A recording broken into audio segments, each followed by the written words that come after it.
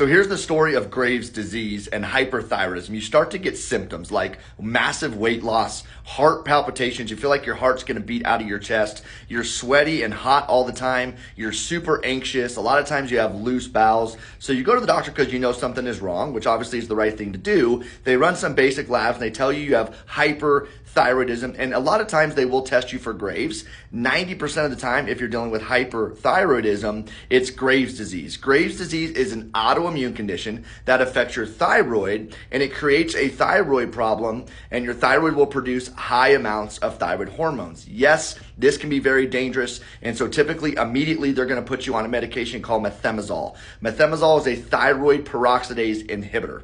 Thyroid peroxidase is an enzyme that drives iodine into the thyroid to bind with tyrosine in order for your thyroid to make your hormones. Now, because this medication is only effective for a short period of time, they're going to very quickly start talking to you about radioactive iodine treatment to kill the thyroid glands, and or they're going to talk to you about a thyroidectomy. Let's rip out the thyroid itself. Now, usually in most cases, one of these procedures are done, and now you're going to be dependent on a thyroid hormone replacement therapy for the rest of your life. So you're going to get put on Synthroid, you're going to get put on levothyroxine, and then what we see most of the time is you go from dealing with hyperthyroid symptoms to now you're dealing with hypothyroid symptoms. So now you're gaining weight, now you're fatigued, now you're depressed, you're constipated, your skin is dry, your hair's falling out.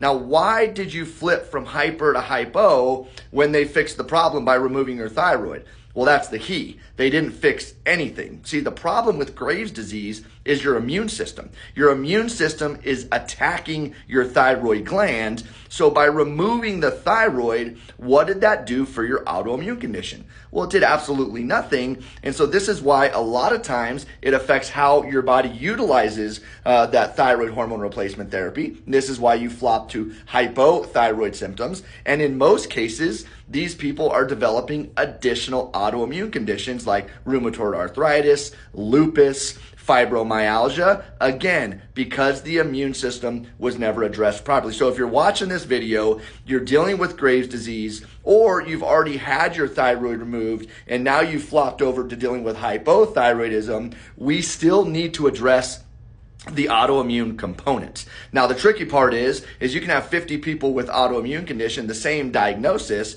but they have that diagnosis for a completely different reason. Now, one thing I have seen in common with just about every single autoimmune patient that I've worked with over the last 13 years is the gut health issues. No, doc, I poop every day. I don't have bloating, diarrhea, constipation. Understand that there's plenty of people, a majority of people that have dysbiosis in their gut infections, yeast overgrowth, upper GI problems. They don't necessarily have gut symptoms, but those gut issues are affecting other systems in the body, like their immune system or their endocrine system, creating hormone imbalances, right? So we've got to treat you as the individual that you are and figure out why your immune system is attacking your body, because if you don't fix the core problem, you're going to continue to have symptoms long term. Guys, Dr. Don here at the Wellness Way in South Jordan. Like and follow this page for more information about autoimmune diseases and what we can do to help you resolve your condition.